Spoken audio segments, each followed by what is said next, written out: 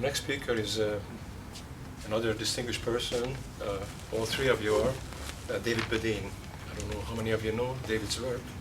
He's doing some phenomenal things for us Jews in Israel. He is a social worker by training, a community organizer by profession,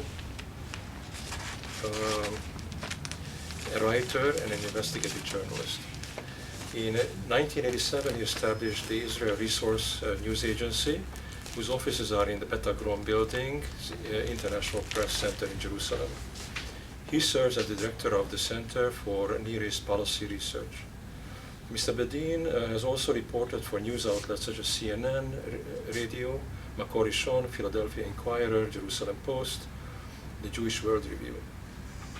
For 4 years, Bedein was the Middle East correspondent for the Philadelphia Bulletin, writing over 1,000 articles until the newspaper ceased operation in 2010.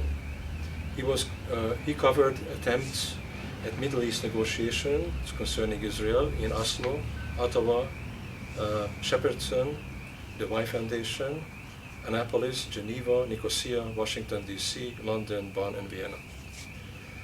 The UNRWA Reform Initiative, the URI, was launched by the Center for Near East Policy Research, which has been conducting news investigations and producing documentaries since 1987.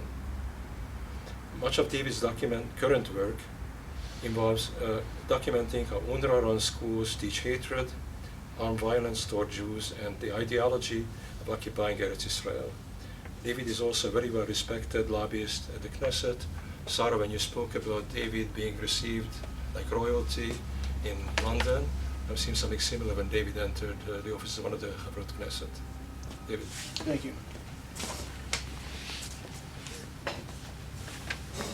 As the previous speakers said, I feel very humbled to speak this evening in memory of David Kranzler.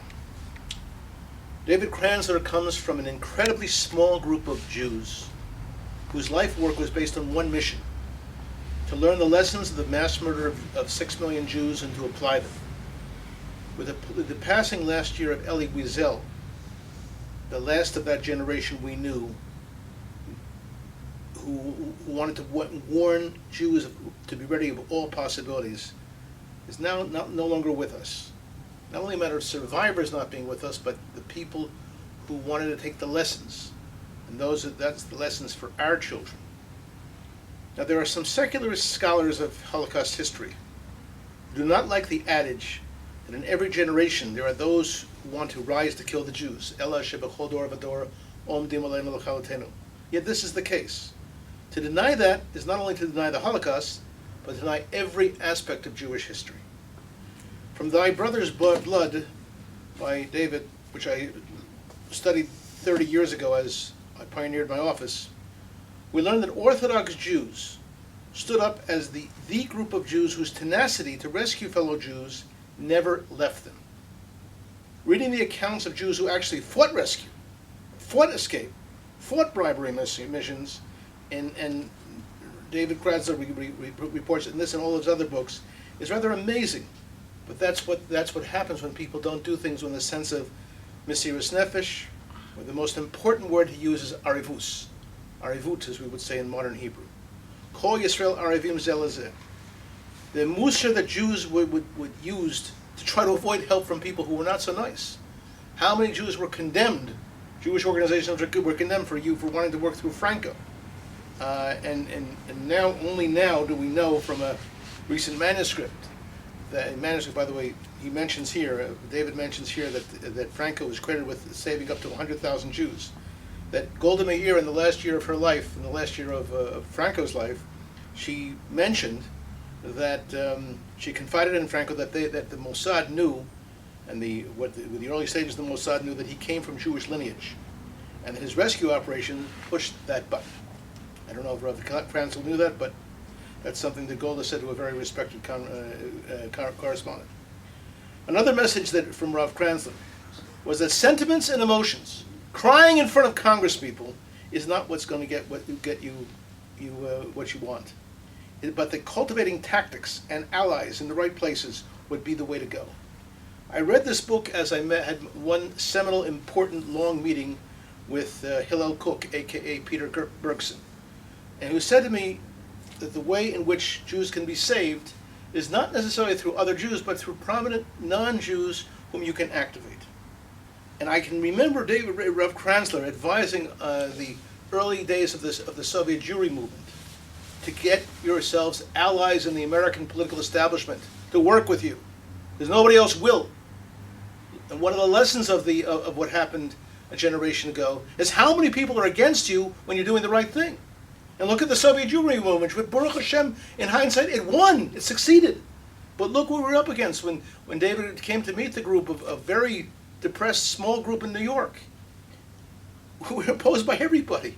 By the Israeli government, which didn't want the Kudniks coming on Aliyah. The U.S. government, which didn't want trouble with the Soviet Union. The Soviet Union, which didn't want trouble. The Jewish establishment didn't want trouble. Four different directions of as we say, chitzim, of darts pushing at us. They said to stay with it and develop those relationships with non-Jews in the establishment who will help you because of issues of integrity. And whom did they develop a relationship with? Henry Jackson, Scoop Jackson. And the turning point of the Soviet Jewry movement was what? When they did something which David describes in this and other books as tactics that weren't so nice. How to strangle the Soviet economy in order to get the Jews out. The Jackson-Vanik Amendment. Squeezing the Soviet economy so as to get the Jews out. That's what all kinds of Jews were saying. These are not nice tactics. Well, what David says here and in other things he wrote is, so what? We had a fright. I was 14 in 1964. And many things were occurring to me, like so many things were happening even then. And in the civil rights movement, the killing of John F. Kennedy, all kinds of things that were happening, but all of a sudden, Khrushchev put some Jews on trial. And my instincts were to say, hey, I was 14 years old. I said, well, are we going to see an Auschwitz in the Soviet Union? And the whole concept of Arevut sparked Triple SJ, the Student Struggle for Soviet Jewry, which David helped. He gave them advice, and this is very important, because they're the people who made things happen. Small groups of people, active, and they pretend like they were the whole world. But that's the whole point. Now, we're coming back to the theme we just mentioned at the beginning of this discussion. A whole world, you have to act as if you're saving the whole world when you're saving Jews.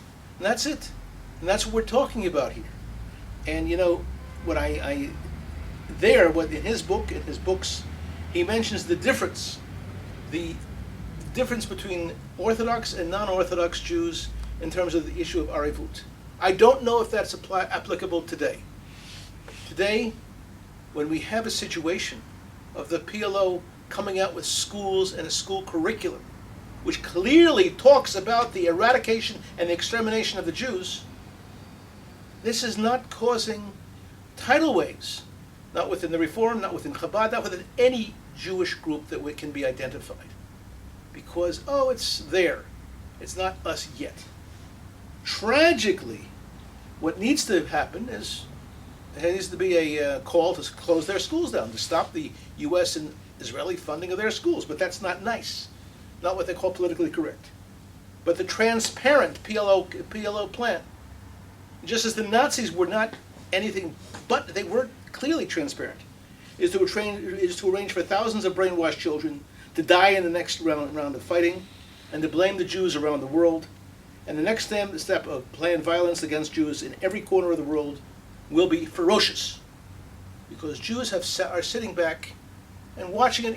We have a friend, when I speak in Washington, often when I'm there in Congress and trying to move ahead legislation which would put very clear restrictions of U.S. funding of this, it's not only incitement, but it's indoctrination. I come and speak in a certain synagogue, and people get upset, and the rabbi says, as he used to say to Rebbetzin Levinger, they're upset now, but Sunday morning they won't be. You are like evening entertainment for them. It's not hitting them where it should hit them. And that's the whole point. That this, when we have issue, what's the title of the book that shook me up 30 years ago? Thy Brother's Blood. It's not thy brother's newspaper or internet connection. It's thy brother's blood. And this is powerful material which the next generation doesn't necessarily get. And unfortunately, there's two ways in which you learn. I am a social work professional, that you either get it through the easy way or the hard way. And we may have to learn through the hard way, and that's part of the message, that the tragic message that those who study the tragic mass murder of 6 million Jews, it's not that just, I learned from my grandfather who made his name fighting Nazism in the United States in the 1930s in New York. That's a story in itself against the German-American Bund, which happened to be on his street. That it's not that the Germans came up and started persecuting, but 21 nations allowed the names of all the Jews to be handed over, with the exception of one, Albania, a Muslim nation, which would not turn their names over. So here you have a message of David Kranzler. I'm pleased that generations and colleagues and friends who will see this video will be able to be inspired by him, like I and others were inspired by him, and by Elie Wiesel and people like that, who went through an experience and decided to share. The expression I like to use is, let my people know. Tודה רבה.